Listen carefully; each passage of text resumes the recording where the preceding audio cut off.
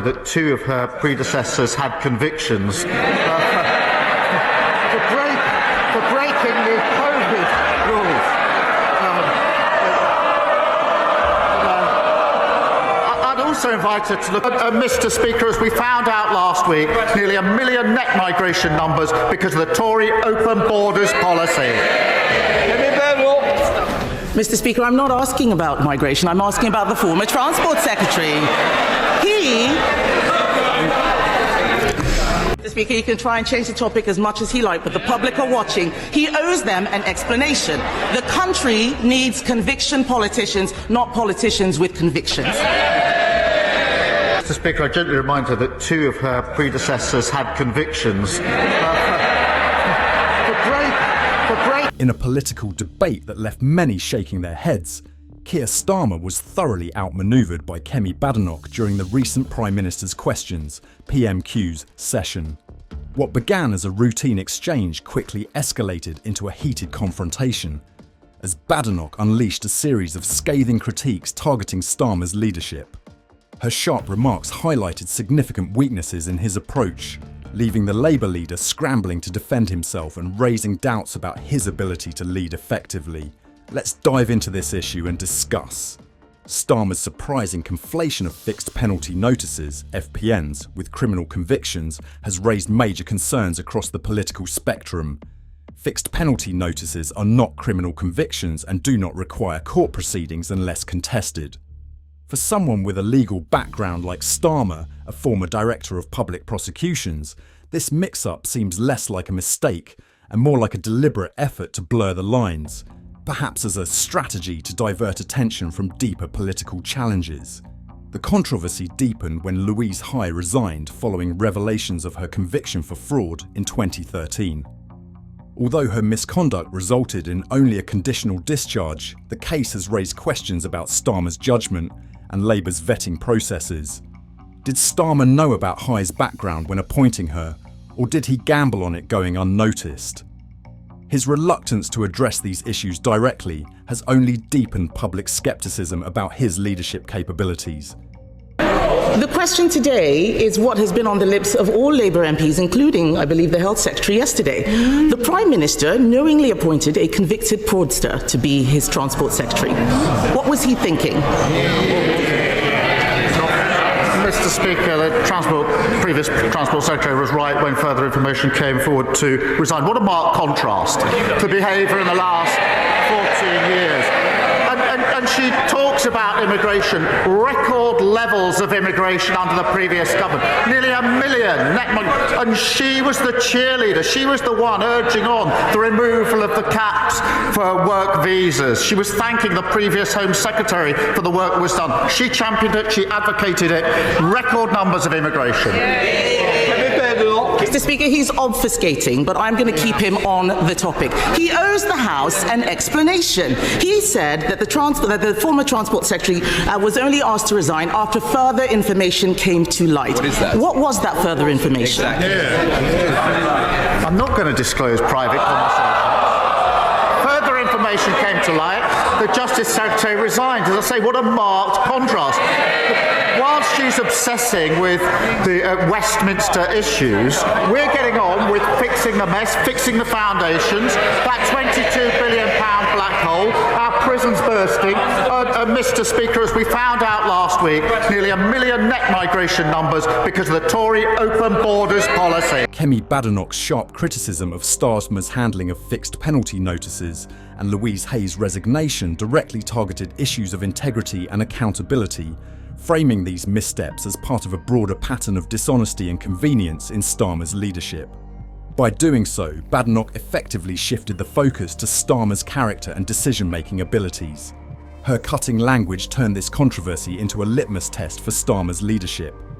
This event also underscores a larger issue: the necessity of upholding ethical standards in political appointments. While the individual incident may seem minor, the lack of transparency in Hay's appointment reflects poorly on Starmer's leadership. The Conservatives seized this moment to portray Starmer as a leader out of touch with public expectations for honesty and competence, a narrative that could significantly damage his political capital. Starmer's reluctance to provide clear answers risks alienating voters who value transparency and integrity. The controversy mirrors a broader critique of politicians evading responsibility, a concern increasingly resonating with a disillusioned electorate.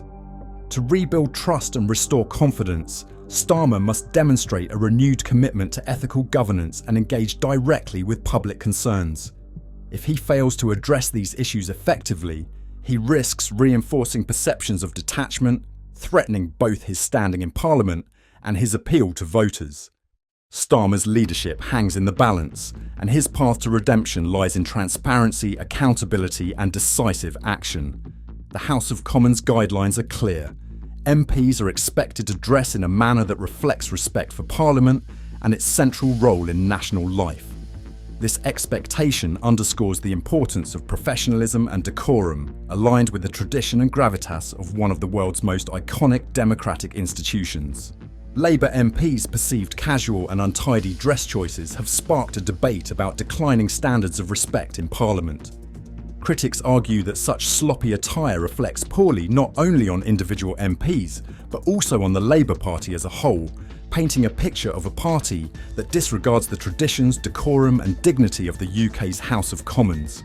For those who value the institution, this shift in standards symbolises a broader decline in decorum, making Parliament appear less professional compared to previous generations. However, there is another side to the debate. In recent years, the push for inclusivity and personal expression in the workplace has extended to Parliament. Advocates for modernising dress codes argue that the quality of debate and decision-making matters far more than appearance, emphasising the value of discussions and outcomes over adherence to strict dress norms. Proponents suggest that a more relaxed dress code makes MPs seem approachable and relatable, aligning with the values of a diverse and modern electorate.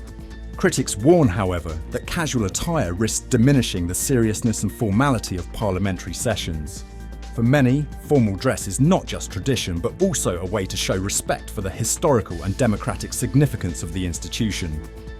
From this perspective, MPs' dress choices could symbolise Labour's broader approach to traditional structures, one that prioritises populism and relatability over respect for established norms. Public opinion on these issues often mirrors broader cultural divides.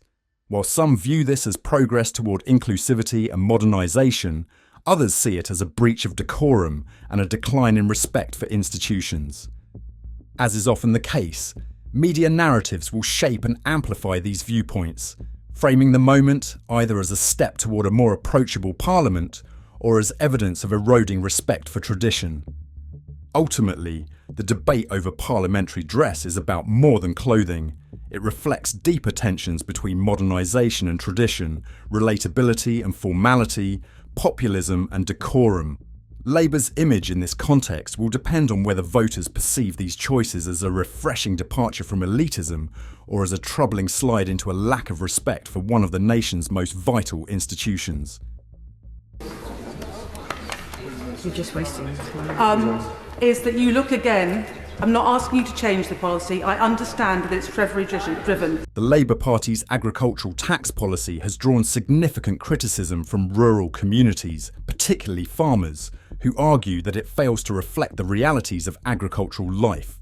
The proposed policy, which includes tax increases and additional regulations, exacerbates the financial and administrative burdens on farmers already struggling with rising costs, unstable markets, and stringent environmental regulations. Many feel that the Labour Party has become disconnected from the hardships they face. Rachel Gilmore, a Labour Party member, defended the policy and refused calls for amendments, prompting criticism for failing to represent the interests of rural constituents. Farmers and rural advocates argue that Gilmore is unable to challenge the harmful policies being implemented by Labour, particularly the agricultural tax measures that negatively impact their livelihoods. This has heightened frustration among rural communities, who feel abandoned by a party seemingly focused on urban-centric policies rather than addressing their specific concerns. Areas like Exmoor, with predominantly rural characteristics, face significant challenges ranging from biodiversity preservation to navigating environmental regulations that fail to consider the realities of rural life. Adding financial burdens through agricultural tax policies only worsens these difficulties. Gilmore's stance has led many to believe that the Labour Party is indifferent to rural issues and the needs of those working in agriculture. The disconnect between Labour and rural voters is not a new issue. However, Gilmore's defence of an unpopular policy without addressing its real-world impact risks alienating a voter base that already feels disregarded. Her refusal to entertain discussions about amending the policy has deepened the divide between party loyalty and representing constituents' interests. If the Labour Party continues to ignore rural concerns, it risks losing these voters and reinforcing its image as a party out of touch with agriculture, a sector vital to the national economy. To build a broader electoral coalition, Labour must gain a better understanding of the challenges rural areas face and adapt its policies to reflect the realities of those communities. Gilmore's position, rather than bridging this gap, has only increased dissatisfaction and widened the rift between Labour and rural voters. Thank you for watching. Let's discuss this topic in the comments below. Don't forget to like and subscribe to stay updated with the latest news from across the country. See you next time.